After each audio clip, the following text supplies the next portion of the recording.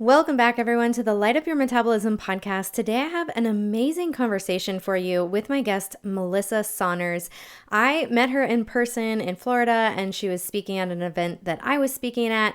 And we had I felt like the best conversation. I loved this talk today. And we talked about these really important things that I feel like don't get enough airtime when we're talking about holistic health and, optimizing your metabolism and doing all this self-care. It's almost as if sometimes it feels like there's so much we need to do that it becomes like the self-care itself becomes detrimental. If you feel like more of a human doing than a human being. And these types of things, this, like, we talk about perfectionism, we talk about the stress that a lot of women face, especially moms, to get it all right and do all the things, that it can be so overwhelming. And when we're stuck in this state of overwhelm, that has detrimental effects on our health.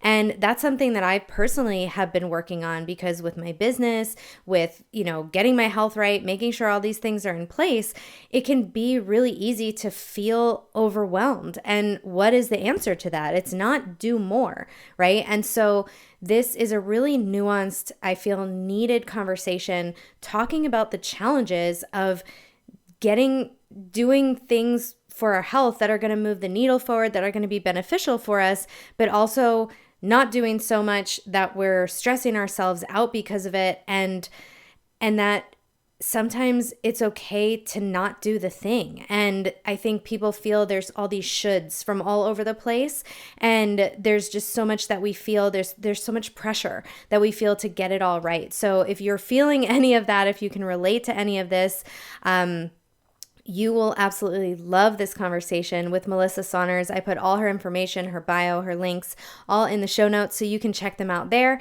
So let's dive into the conversation with Melissa.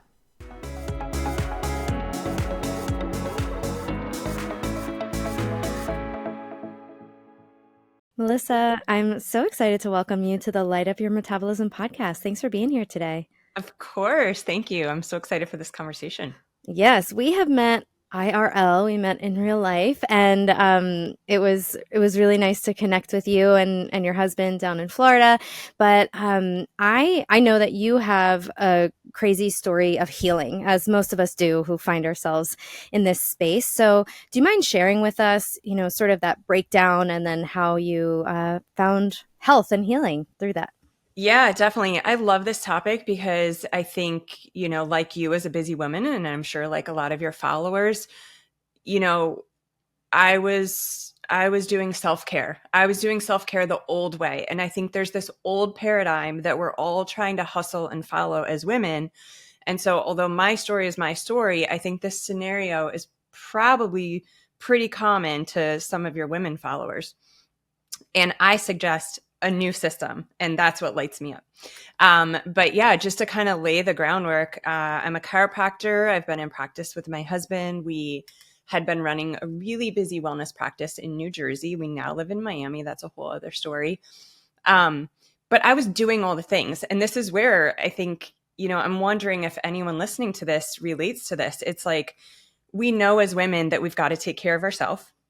And then the instant next frustration and question is like, okay, how the hell am I supposed to fit that in? And I think we picture self-care as, or at least I did, these appointments, the massage, the bubble bath, the workouts even, all the things that are like this 1 hour duck out of our life. And so I was running myself into the ground doing what I thought was right, what I thought was the way. And especially someone in the natural healthcare field, I think, and I wonder if this resonates with you, Danny, is like biohacking, bioharmonizing, whatever we want to call it. It's like all these outside tools that we're supposed to be using in order to become a better version of ourselves, or in order to show up best to what we're doing, or that whole concept of put your oxygen mask on first before serving others. So what this looked like for me, and I know you have like a super educated audience full of people that are geniuses because of the content that you've shared. So I think alarm bells are going to go off in these people that maybe your typical person might not notice. But what life looked like for me was I was waking up at 4:45 a.m., um, blaring the lights, right? So I'd go downstairs right into like a scene of white light, blue light, all the things. I would make the coffee and I'd make it super strong. And this was what I called my power hour. I followed Tony Robbins for a long time. And so I always did this power hour, and it was my way of getting ahead of the day. And so I'd hop on the emails and I'd hop on socials. And like the subconscious question I asked myself is, who needs me? And the thought that I had the moment I woke up before I even opened my eyes is that I was behind the day before I even began. Right. So it's like, how can I get myself geared up to do all these things? I just got chills. It's that addiction to stress. In hindsight, I was literally addicted to stress. And I don't think I realized that for a long time, but like we're addicted to these feelings and emotions. And what happens is they feel familiar. And so we don't feel like ourselves until we find them. So I was addicted to stress. So I would start my day that way. And then I'd hit the 5:45 a.m. CrossFit class. Again, lights, Metallica blasting, my body still trying to wake up. And I'm like flipping tires and trying to PR my deadlift, all the things for anyone who's done CrossFit. And I love the CrossFit concept. I don't do it anymore, but I loved it for many years. I still do. I can appreciate it. And then I'd come home and start my day, right? I'd get home at 7 a.m. The kids were waking up. I'd either go to the practice and see patients and all the things after getting them ready for school, or we actually homeschooled for a chunk of time. So I'd go home, I'd homeschool for half the day, and then I'd go see patients. And I burnt myself out. And so again, maybe my story isn't the exact same as someone else's. Like our stories are going to look different, but I'm sure there's a common thread in how we feel the second we wake up. We like go from 0 to 60 right out the gate. We feel behind the day before the day has even started. We blast ourselves with light and caffeine so that we can gear up and bring the version of ourselves we think we need to bring to the day, when in actuality, it's completely different. And then we wonder why we're sick. And so just to wrap this story real quick, I got hit really hard with a neurological form of Lyme disease coupled with mold exposure. And, I luckily had the tools and the knowledge around me to be able to heal relatively quickly once we knew what I had. But what I've learned, Danny, in the process is that had I been taking care of myself in a different way, the diagnosis of Lyme disease and mold is just what tipped my bucket. Like my stress bucket was so full that when I got exposed to Lyme and when I got that tick bite and had the mold, it threw me over. But if my stress bucket had had more room, there's people that walk around with Lyme. There's people that walk around with mono. There's people that walk around with these things and it doesn't impact them. And so I needed to figure out tools and systems to actually completely change what self-care looked like so that I didn't recover and then just put myself in that exact same scenario. That story is so, like, I have chills all over my body because I just feel like your story is so powerful for so many modern, busy women. And I haven't been practicing for too long. And so I mostly started my business in about 2019 and really started full-time 2020. And even just in that short, like 4 to 5 year period, what I'm seeing, especially in my female clients, is a vastly different issue. And, back in the day, we weren't even 4 years ago, most people weren't half as knowledgeable about all these topics. And now I see so many people knowing what insulin is and knowing what intermittent fasting is and ketosis. And I mean, before I was teaching, like, here's what carbs are. And now people just like, there's, like you said, the audiences are just so educated. And with that, it's sort of this double-edged sword because we know that so much research has been done on men and so many things that are promoted on social media that I'm not knocking social media. That's where I provide great, valuable content, but you can only say so much in an Instagram post. And I also think we just didn't know back then how harmful some of these biohacking strategies couldn't be, especially for a busy woman in the modern world. We are being faced with stressors and things, and maybe we can talk about this stress bucket concept again, because I really love that. But we're just being faced with so much. And what you beautifully highlighted is that, and shown a light on, is that our modern way of doing things, and especially almost that masculine energy of pushing and doing and restricting and working hard and like fasting and cold plunging and like getting up early. Like, you put what you did on paper, and I'm sure the average person on the street is going to be like, God, like, Mhm. wow, she is like overachieving here and she's doing so much and she must be so healthy. Like, I wish, and they may also be like, I wish I had that kind of commitment and drive and all these things. And while one could argue that like your commitment and all these things were really great, the reason why it wasn't working for you was because the plan wasn't a good fit for your personal body, right? And that's where I think there's so much great information out there, and people are struggling because they don't know how to apply the right strategies for their body and what they're going through. Would you Mhm. agree? 100%. 100%. And so many beautiful nuggets there. The difference in, like you said, so many of these tools and strategies are based on a man and how they do things. And this is our opportunity as women. Like, the research is now. We are part of it. And we are so powerful as women. And the more of us that stand up and say we're doing it a different way, the more we're going to create that change, right? And so as women, the way that we do it all isn't by doing it all, it's by being it all, because our power as women is not in our doing, it's in our being. And there is so much to that. And that's the stuff I love to talk about. And just, applying that simply is reframe and choosing how you want to approach your day. I mean, I would love to talk more on this, but, you know, asking what is, when you wake up in those moments and you feel behind the day, asking yourself, okay, I feel overwhelmed, what is it that I need today? And answering and listening to that answer and taking a few minutes here and there to provide that for yourself. I talked about the old way of self-care. It's a very masculine, and I don't mean men, I mean it's a masculine tool and strategy. What do I mean by that? It's doing. It's doing, doing, doing. When the feminine form of true self-care, the new way, is connection. And that's connection with ourselves. That's connection with one another. That's getting into our heart. That's connecting with, who is it that I want to be? How do I want to show up today? How do I want to feel at the end of the day when I put my head on the pillow? And establishing that. I mean, these reframes are so powerful, because if you wake up in the morning, this is so cool, because my 8-year-old daughter has literally, she watches this, and she's been watching it for years.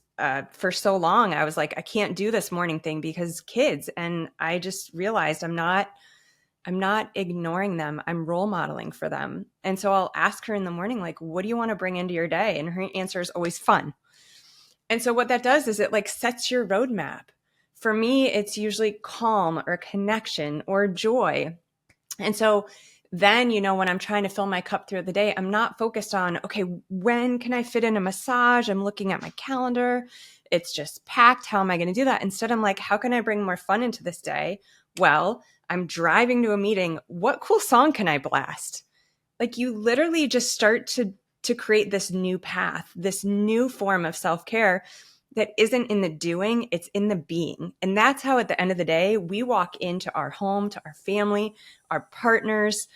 Even if you walk in alone, like, the energy that we bring, the way that we got everything done, is what changes. We're not changing what we're doing, we're changing how we're doing it.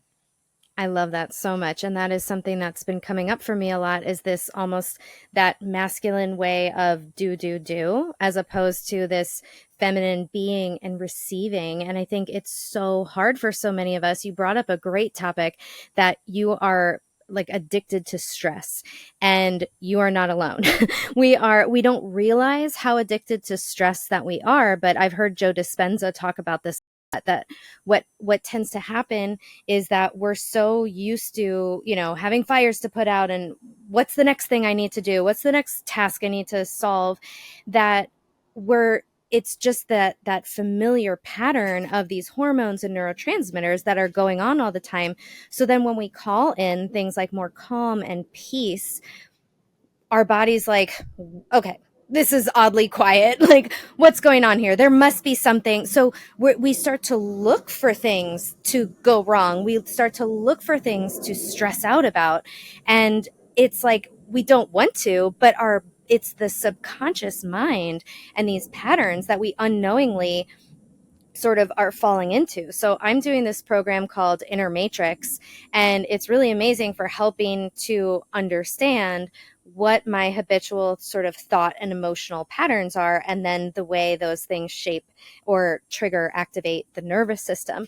So one of the sort of loops that I find myself falling in is overwhelm and not enough time. So all day long, unconsciously, I'm walking around being like, oh my God, there's not enough time. Oh my God, I'm so overwhelmed. Do you think I'm very productive on those days? Like, are those days fun? No, they're not. And so I had to get really serious with myself. I'm like, I'm never getting anything done, which makes me think I don't have enough time. I'm in this like freeze state of like analysis paralysis because there's so much to do, and I'm a single person with no children, so I can't. Every day I'm just like, I don't know how moms do it. I don't know how moms do it, like every single day. So big shout out to all you moms. I literally don't know how you do it, but I've personally been working on sort of catching myself, because awareness is the first step. Catching myself saying, oh, you're feeling overwhelmed, and it's like, you can actually choose, like you said, you can choose what you want to feel instead, right? So you're, like you said, waking up feeling behind the day. Like, I love that saying because that's how I traditionally feel. So the first, step I would say is getting a little bit more familiar with what are the loops that I live in, what are the sayings that I say to myself, these limiting beliefs. Because from there we have the power to say, oh, we can choose something else. Like your daughter said, fun. Like, Mm-hmm. as adults, we don't bring in enough fun, right? So that idea of like, oh, I can, maybe I'll put on some, I love stand-up comedy. So like if I'm driving, put on stand-up comedy and laugh, or like a fun song from my childhood or something that's silly. Like, and you bring in more of a sense of playfulness and lightness. And had you been so stuck in the overwhelm, you're just thinking about that and say, I don't have time to have fun, right? Like I've literally thought all these things before. This is coming directly from my brain. So I love the way you're putting this all together, because I'm relating to it so much. Yeah, I mean, there's so much to that, and you nailed it with creating that awareness. So that is the first step. So, if people are listening to this and they're like, where do I start? Let's touch on that. And then I've got Mm-hmm. two other tools, because I really want to deliver Yes. some great value so that your audience can walk away with this and have easy, quick things that are going to make an impact today. So Perfect. that awareness is huge. And let's talk about that a little bit. And there's an incredible book. If anyone hasn't read it yet, it's by Michael Singer, and it's called Untethered Soul. And we're actually reading his second book in my online book club for women. His books are so good. So I he love talks, his second book. What, The Surrender Experiment? Oh my yes, gosh, life changing. I haven't read the first. I haven't finished Untethered Soul, but I've been watching a lot of Michael Singer's videos and stuff. He's absolutely amazing. So yeah, I'll put it's so that in the show notes. yes, so, so powerful. So in his first book, he talks about creating an awareness and kind of like distancing yourself from this voice. So noticing that we are not the voice. Because when you're in the thick of it, Danny, like I would imagine you experience this in those moments, and I do too. Like when we're in the car and we play out that voice and those stories, I can't do this, I'm overwhelmed, blah, blah, blah. If we can just create a little bit of distance from the voice, I picture it like when you're meeting up with a girlfriend and you've got this issue and you don't know how to get through it and you're emotionally attached to it, and your girlfriend's like, oh, just do this thing, da da da da da. It's so much easier because there's a little bit of a distance. She's not emotionally invested. And what it does neurologically, let's share the science, but let's keep it really simple, is it pulls you out of that survival brain state and it gets you back into your CEO state. So when we're playing out that story of I can't do it because, or I didn't even open my eyes yet and I'm overwhelmed, we get in the amygdala, survival. We cannot make rational decisions from there. We don't get clarity. We get in a loop. It's literally called amygdala hijack. Mm. When we can create that distance, that awareness alone, wow, that's interesting. Look at me doing that thing. Look at me playing that out. Like that's actually my uncle's voice, or that's that teacher that said I couldn't do it. It creates enough distance to put us back in our CEO brain. So that's step one. Step 2 and 3 are like the 5-minute fixes that I love. And this is going to relate to all the stuff you talk about on Light. I love everything you're doing. So you touched on how important it is for these states to feel familiar. Dr. Joe Dispenza is incredible, incredible. I'm sure you'll link some of his stuff below. But we crave what's familiar. So again, this boils down to biologically how we are built for survival. We would rather stay stuck in what's familiar because it feels safe than to step into what's new and unknown. So the way that we take that first step, I love the concept. You're one step away from fill in the blank. You're one step away from feeling more calm. You're one step away from centered. It's just that first step you have to take. The rest will take care of itself. But the way that we make that first step easy is by making it familiar, by practicing it. You know, we're literally forming these new neural synapses, these circuits in our brain, these pathways and connections in our brain. Think about it like a path, a fork in the road, right? You've always taken this one way. That's what's easy. That's what's familiar. So in every situation where you're faced with stress or conflict or a roadblock, I want to start working out, but of course the road is closed, or of course my alarm didn't go off. You could take that old path, or you could take the new path. And what forges this new path is the practice of connection with yourself. And so the way that we do that is we do it in 5 minutes in the most highly suggestible brain malleable time, which is the morning and the night. And what we do is we teach our body how to get back into its center. So when you're in those moments, and we're all going to experience them no matter how much work we do, where the stuff hits the fan, where you're starting to play out that old story of I can't do it, da da da da da.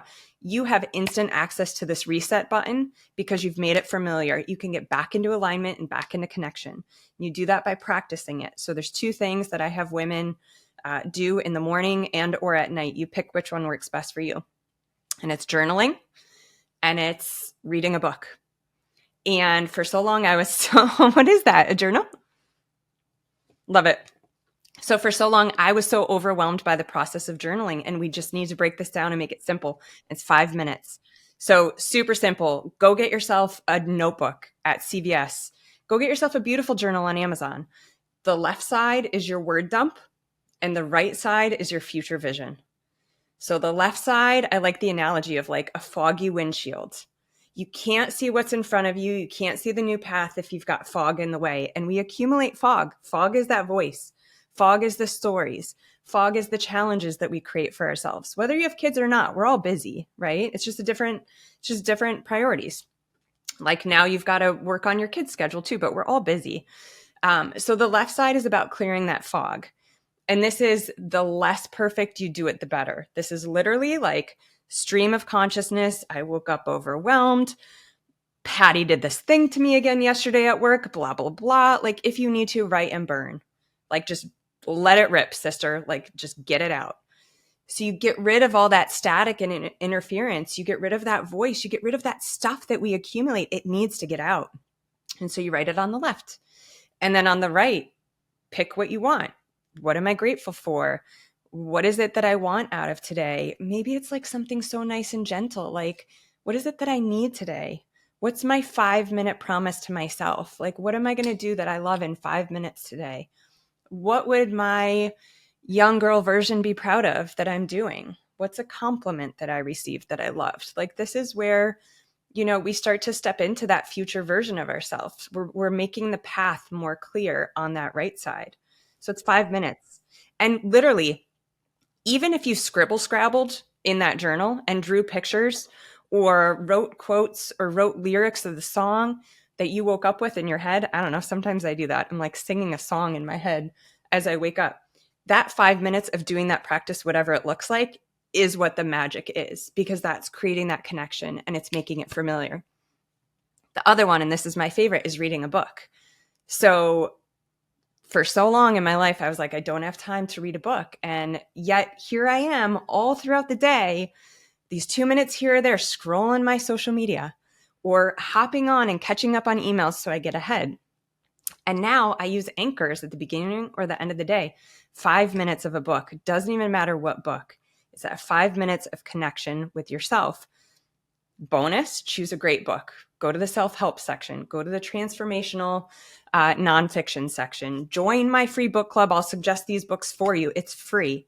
But reading a book that elevates you, I mean, that's like a double win. And then the last, one more thing on reading, and then I want to share my last bonus one because you'll love this one. Reading neurologically, this is so cool. So when you move your eyes, maybe my screen is mirrored, so this might be confusing. I'm not going to use my hands. When you slowly move your eyes from left to right, and then quickly back to the left, which is the exact movement we do when we're reading. It's a slow movement to the right. It's called a saccade, and it's a pursuit to the left. This is like a functional neurological exercise to get people back into like centeredness. It activates your corpus callosum. It makes both sides of your brain work together. Reading does that. Scrolling amazing. and going up and down does the complete opposite. So you know those times of the day when you're like, oof, it's been a long day. I just need a brain break. And I don't know about you, but often I find myself going to my phone. It's the complete opposite of an actual brain break. That's why it never feels better. It's stimulating. Whereas reading, also riding your bike does this. So anyone who follows me, I mean, in between Zoom calls, I'll take a 5-minute bike ride. It gets you back into your corpus callosum, which makes you feel balanced. And then the bonus thing is that when we do things like this at the beginning or end of the day when we're most programmable, and we pair it with the right kind of light, because you know what light does to the brain, it's going to keep us in those like theta, alpha, super, it's like our subconscious basically. So you're literally like direct access into your brain to create these new paths when you surround yourself with the right light during these processes, and the wrong light will throw you out of it. So like fast, easy reprogramming, creating familiar, and the new path. 5 minutes a day. That's it. I love that. I love that so much. And it's so interesting that the habit, one of them is journaling, because if you follow me closely, you know that over the summer I was like, I know I need to journal, but I had so much resistance to it, and I couldn't name the resistance. I was just like, I don't want to do this, like, and I don't know why. And I was like afraid to do it. I'm like, I don't know what to write. I don't know. All the things came up for me. However, I decided with my friend that we were going to do it for 2 minutes a day, sort of a la James Clear Atomic Habits, like making something really small. And then my mind is like, well, 2 minutes doesn't matter. It's not even going to be anything, you know. But the idea is to establish the habit, not to like make it the most life changing practice every single morning. It's just you have to get the habit down first. And of course, you do it for 2 minutes. You're writing, you like most of the time I do it for more than 2 minutes. And now I have no issue with journaling. And it's been really helpful for me. And I tend to do it first thing in the morning. That's why it's sitting out here on my table outside, because I journal outside every morning in the sunlight, in the sunrise. And the idea that for me as a chronic people pleaser, it was really helpful for me to be able to write down and articulate what I am actually feeling and thinking, because I think that for so many of us, and if you're anything like me, you don't always know what you're feeling, and that could be an indication that you are in a freeze state, that we get so cut off because we're so stressed. Our body's like, I don't even know, I'm just overwhelmed. You know, like you can't even get into any of those deeper states, or it's like I feel blank, I feel numb, like I don't even know what to write. So if you don't know what to write, you just say, I don't know what to write, I'm not feeling anything. Just list what you see around you. Like I think that again, as a recovering perfectionist, it's like, I don't want to get it right. It's like, well, you can't get it right and you can't get it wrong. So there's nothing to do. And I love how you sort of differentiated doing the left side brain dump and right. So you're giving people sort of this really great formula to follow that's specific enough for people who are like, I don't know what to do, but open enough for people to write what's sort of on their heart and on their mind. So I love those things. And then it becomes, when you were mentioning sort of those two paths, like how we're so used to going down this one path that's just, I call it, it's like it's been paved. There is asphalt on my overwhelm path. I mean, that is like freshly paved road, nothing is in the way, beautiful, smooth sailing.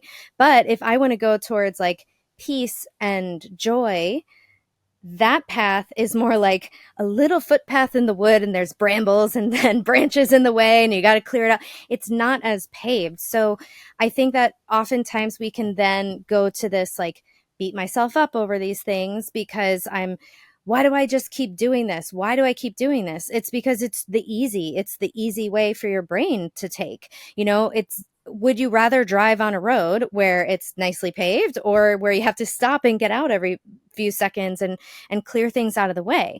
Our brain's going to take the most efficient route. So I love that you're saying make it more familiar for the body by practicing it. That way you're sort of paving it. You're clearing the sticks, you're clearing the debris, you're clearing the way for it to be another familiar path for your brain to go on. So it's like, it might still automatically jump to the overwhelm pathway, but then it's like, oh yeah, I silly me, and we can be gentle with ourselves, not like, oh, come on, like, we've been through this, watch the way we talk to ourselves, because I know I tend to be hard on myself too. And then just jumping over to that now new familiar pathway. So this does take work, but the good thing that you just told us is that it doesn't take a long amount of time. So like a lot of the self-care stuff you typically think of, in my mind, the very first sort of limiting belief that comes up, which you named, is I don't have enough time. I don't have enough time to go. I mean, a massage, that would be nice. But like, I don't have the, time for journaling and a workout and reading and meditating. It's just like, there's not enough hours in the day for all of this stuff. But to think that for 5 minutes or 2 minutes, set your alarm, you do have that time. You do have 5 minutes 2 times in the day. And, even I tell my clients this, like, little things like taking slow, deep breaths into your belly. I did that for 1 minute 3 times in a day, and I saw my HRV increase on my Aura Ring at night. So even just 3 minutes of breath work, like these little things, we don't have to be thinking like, oh, I have to go to the gym and do an hour-long workout. You don't have to do that. There's such thing as exercise snacks, where it's like, I just do a couple of squats a couple times throughout the day, and that's actually research-based, shown to be great for your blood sugar. So sometimes we can do less. And I think that's like the whole point. It's like, let's all do less and let's all be more. But that being can feel really uncomfortable. What do you recommend to people, Melissa, when they're saying like, but I feel unproductive. I feel like I don't kind of like this deservingness coming up, right? Like, I don't deserve to be resting when there's dishes in the sink. Like, how do you combat that? Oh, that's such a good question, because I think that's like the number one thing that kicks up and happens. It's an old story. I think, we were taught that that's not how we do things, right? And so we are literally here, we're breaking generational cycles. And, just going back to creating that awareness that you talked about, that awareness is so powerful, because what's going to happen is they're building this new path, and that question is going to come up as one of these roadblocks on the new path. But the first step is awareness. Because what happens when you create the awareness, there's a great quote by Viktor Frankl, and it's between stimulus and response, you have the ability to create a pause, and our power is in the pause. So what does that mean? So when we're faced with that situation, okay, I'm going to create this 5-minute morning, right? I'm going to get out of stress. I'm going to try this new thing. I heard it on Danielle's podcast, and here I go, and I'm going to sit. And the thoughts come up like, how dare I do this? Like, how am I going to get it all done? Simply creating awareness that your brain is playing out the old story and knowing that you're carving the new path. And on that new path, there's going to be roadblocks. And here's what I think is one of the most important pieces of this puzzle is community. And there's a challenge with that. And I think it's really important we address that because we all hear this too. You need your village, you need your tribe. Well, where the hell are they? Right? But here's the importance of community. When you go on that path, stuff's going to happen. It's like, I think we glorify this idea, or at least I used to. I'm like, okay, I'm going to go on this path and it's going to be beautiful and easy and I'm going to feel less stressed. And boom, like life happens. And this is where community is so important because these are your people that you lean on. And we're in new times. And so I think what's really cool here is we can change our definition of community. Following your platform is a community because you're addressing, like you just said, there's exercise snacks. I've never even heard of that. Like you're constantly feeding the solution to the problems that the everyday woman is going to encounter. And I think what's so beautiful about what you're doing is you're so real. And in the age of filtered social media, it's like you're sharing all the things that empower and inspire people, and you're also boiling it down. You're like, I mean, my favorite things that I've seen you share are the ones where you're like, I'm struggling, or I'm setting out to do this, and what I really want to do is this. Like that could make me tear up. That's what's made me feel so connected to you because I see myself in you, right? And I think that's what we all need. And so I think we used to think of community, at least I did. I grew up in the Midwest, of like the neighbor we go to for the cup of sugar when we're making chocolate chip cookies. Like, boy, oh boy, does our life not look the way that things used to. Yeah. You have community on social media, like you were saying at the beginning. Mm-hmm. It's like the beauty and the beast. And I think the beast of social media is the comparison game. Mm-hmm. And when people only show the highlight reel. And then you've got the beauty, which is a platform like yours, where you are showing these realistic, God, I get like teared up because it's so important. You're showing these realistic tips and tools that women need and can use, and you're doing it in such a real and humble way. So that's, we've got to have those people that we follow. And, if we're lucky enough to have them in our physical community, I think we're really lucky. I just don't think that's so common anymore. So find your people. I mean, you've got one of them right here. Oh, that's so sweet. Thank you so much. I really appreciate your kind words. So let's kind of go back to, I just want to touch on a couple of specifics for people who may not have been able to sort of extract them from your story and like some of your morning routine.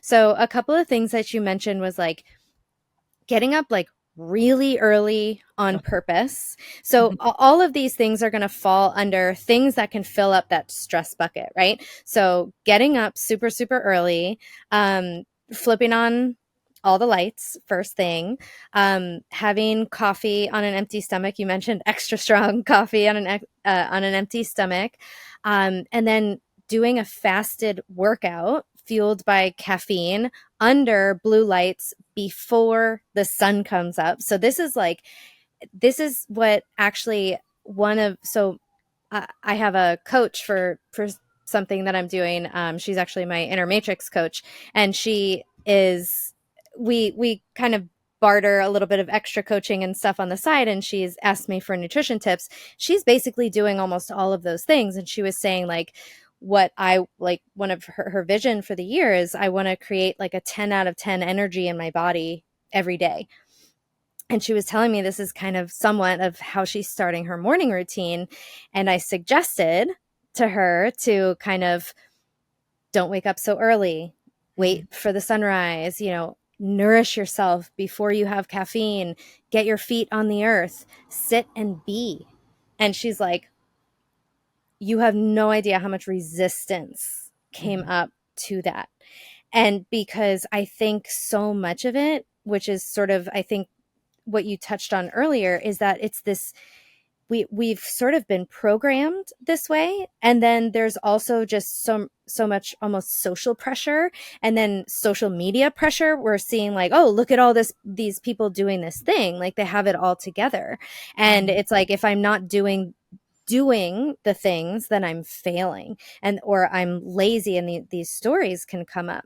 And so for me, I feel like a big piece of it is also like you have the permission. Sometimes I give students in my community like this permission to do less, and they're like, oh my god, really? I'm like, yeah, your blood sugar is dropping, you're waking up every 5 seconds, your cortisol's on the floor, please don't do the high intensity workouts. And they're like, surely I have to work out if I need to, if my blood sugar still has problems. Like, it's how do you place all of this for people, like these intense stressors, and it's like, if we're still sick, how can we stop doing the things that will supposedly heal us, right?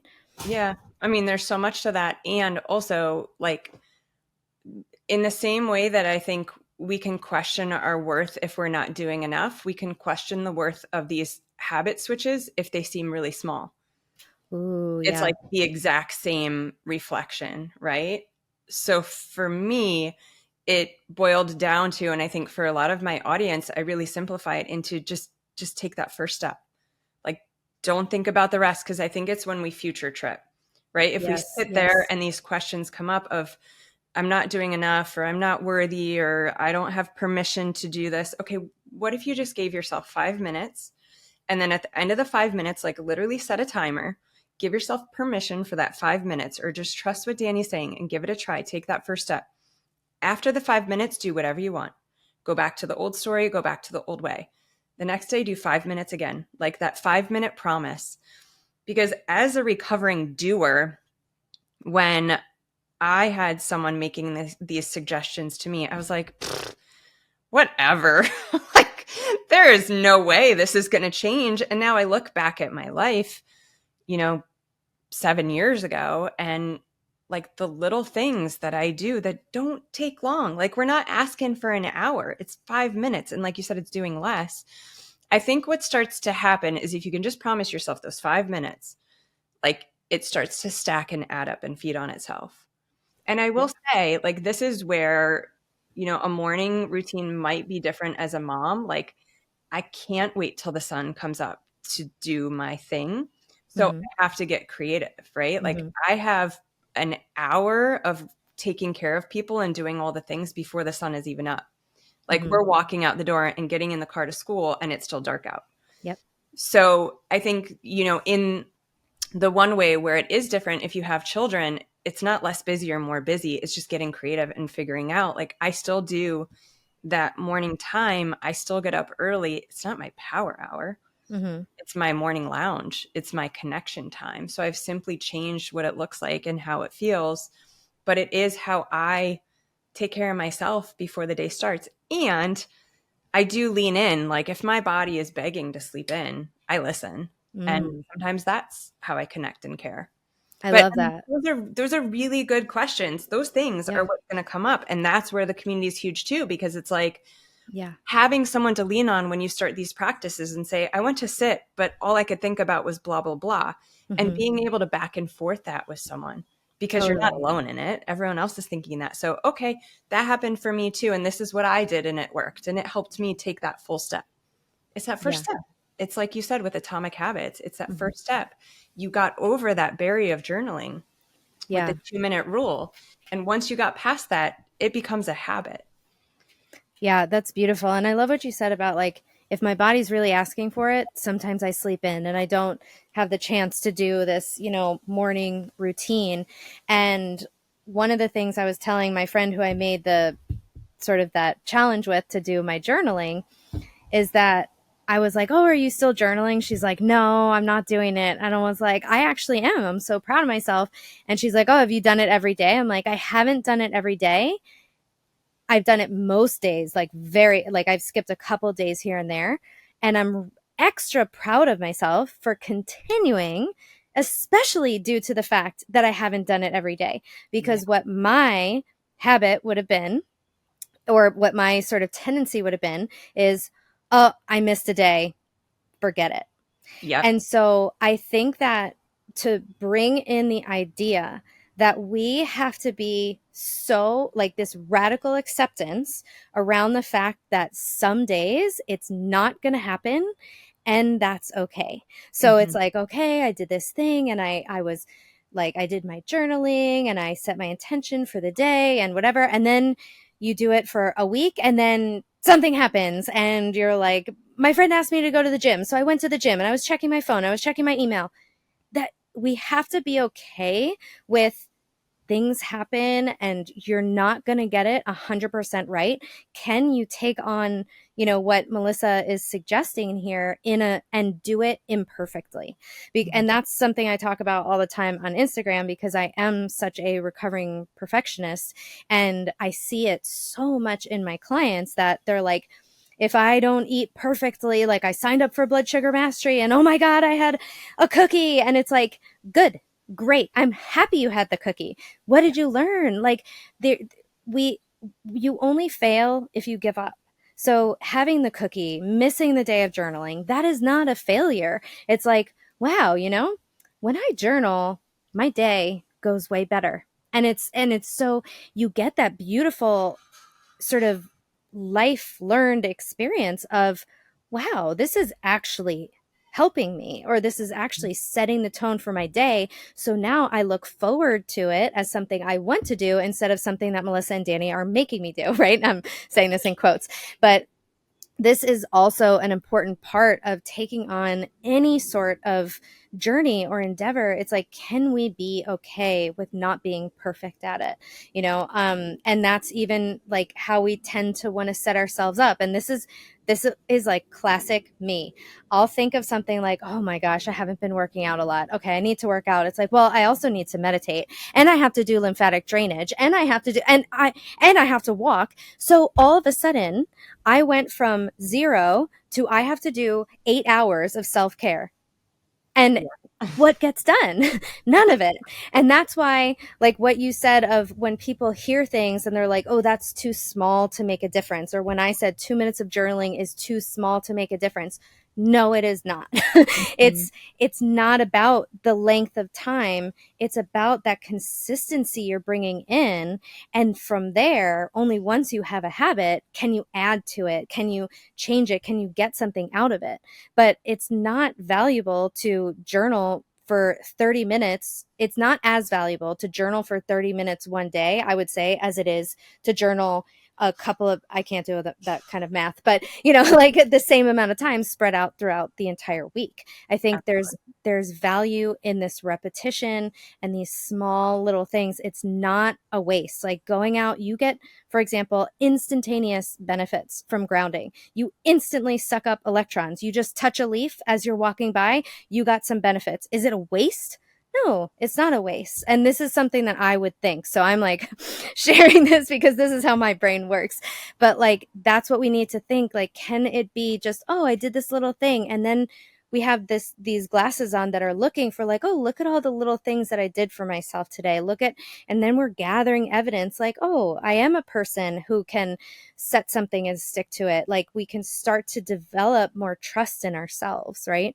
Mm-hmm. Yeah, I mean, literally, what we're building is a new model of doing this Mm-hmm. because it's time. We've all been trying the old way, and maybe the old way worked for our parents, Mm-hmm. but it doesn't work anymore. So we're not trying to fix the old model, we're building a new one. And I love what you said about, forgiving yourself on the days when maybe you accidentally react and take the old path. Or there's sometimes, honestly, I choose, and I'm like, I choose the old right now.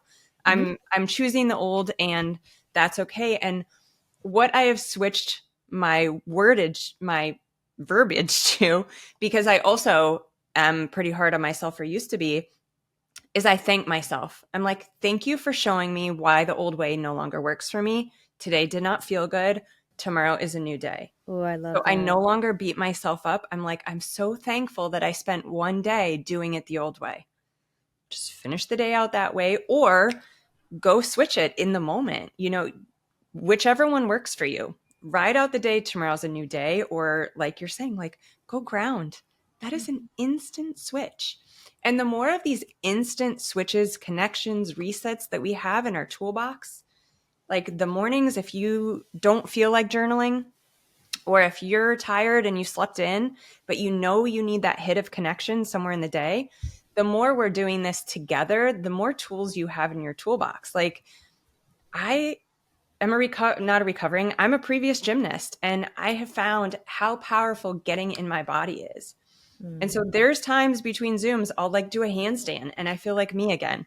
Or like I said, I'll ride my bike, or my girlfriend puts on tap shoes and she taps through her house or blasts music. Oh Like, my gosh, I was a competitive tapper. oh, I still have my tap shoes. so it's like Yeah, getting back to that piece of I us. should It's put those on. getting, so maybe like if you do, I would love to hear how it goes, because it's those things. It's thinking outside the box of what the old story of self-care used to be. It's putting the tap shoes on in between Zoom calls. I It's love me that. getting on my bike that I've had for the last 24 years and getting some sun. Like, we've got to change it up and do it the new way. This is our way now. I love that so much. You mentioned how if you have children as a mom, you have to do things differently, right? So what are some challenges that come up with raising kids and also raising, healthy kids in 2024? It's I imagine quite a challenge. Yeah, I feel like the challenge that we're faced with right now is the lack of community.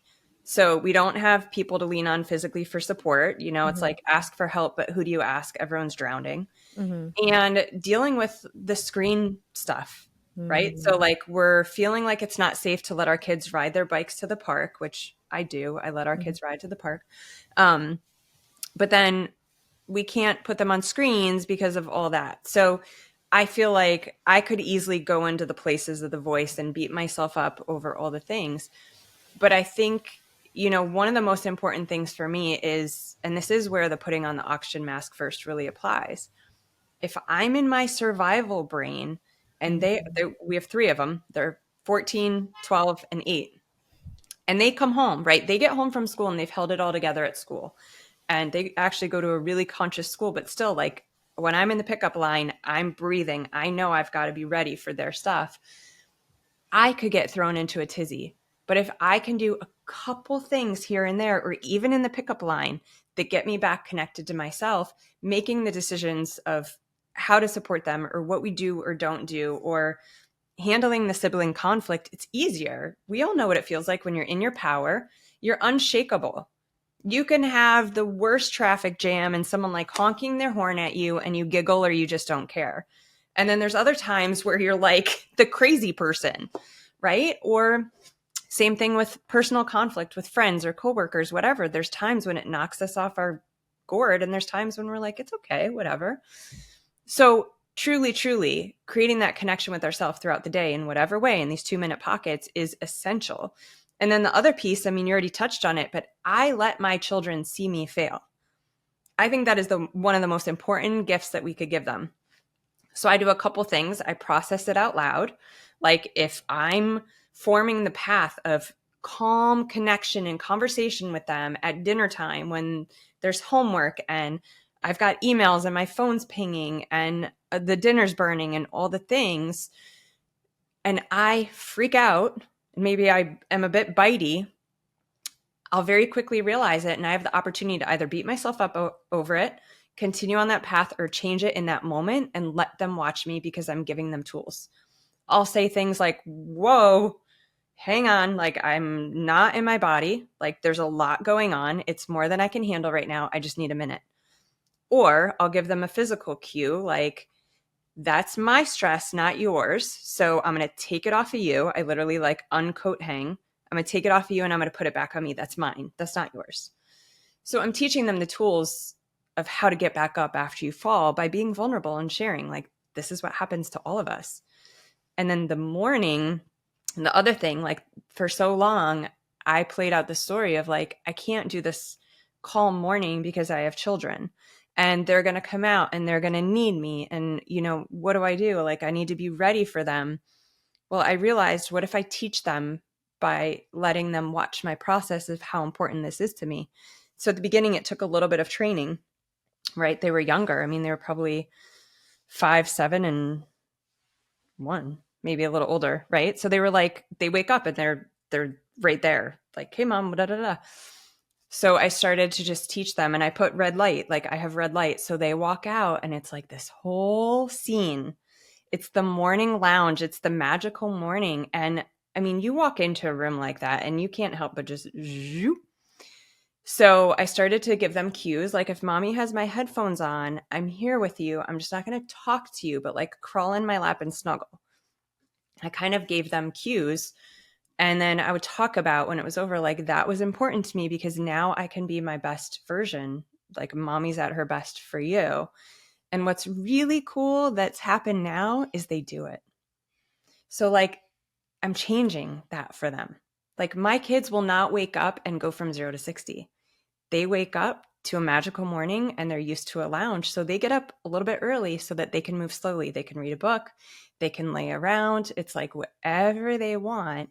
They're creating that calm connection right out the gate. And we do the same thing at night. I love that so much. That like warms my heart. That vision is so beautiful. And I I don't have an experience as a mom, but I do have many years experience as a speech pathologist, and I worked with kids my whole entire life, and children can learn. And so they learn through us, of course, doing and saying like this, it whatever age, it's like, this is my quiet time, and it's like, would you like to come sit next to me and join me in my quiet time, and so kids getting in the kitchen with and learning and being given tasks, and it gets kids so much more involved in the process of living in a healthy way if they're taking part in it with you as well. So I think it's beautiful that you lead by example, and I like that idea of processing things out loud. And yeah, amazing, amazing. So it sounds like you're doing such great work with them. And tell us about your offerings and your community and your book club. It all sounds great. And I'll make sure to link to everything in the show notes. Yes. So, just talking about like the 2-minute, 5-minute tools, I think usually like the first kind of question we get is, what does that look like? What are my options? How do I even know what those things are? Like, I don't have time. I'm so busy.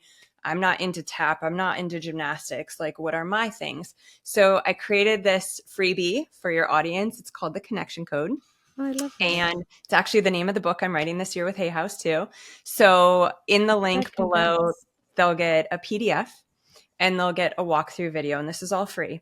And what they'll get through this process is they'll understand super clearly and easily what 2-minute things are going to work for them. So specifically, they'll get a PDF printout, and they're going to fill it out while they're watching the video. And these are going to be things that get them out of their head and into their body, or out of their head and into their heart. Or how can I nurture myself in 2 minutes, right? These are things like promising 2 minutes of drinking that tea while it's hot. These are 2-minute things. These are not massages, facials, pedicures. I love all those things. So they will walk away with this PDF with their writing on it of what works for them to stick on the wall. So then they know, like, all right, I got 2 minutes. What do I do? And instead of pivoting to the email, they're going to pivot to something that connects them. At one point, you Love don't even that. need the PDF. You can literally just put your hand on your heart. Like, I literally now I'm just like, what do I need? And I get the answer. And that's how we tune in as women, because we are that intuitive. We are that clear, and we know what we need. Love The that. other freebie I would love to share is my book club. Right now, we've got about 400 women in it. This is an epic group. This is, if you don't have your community of women around you that are making these changes and carving that new path, this is so powerful, because when life gets lifey, this is where you need your people to lean on and to ask, how are you doing this? How'd you conquer this roadblock? We do it together. And so in this community, we've got a private platform where we have all the chats.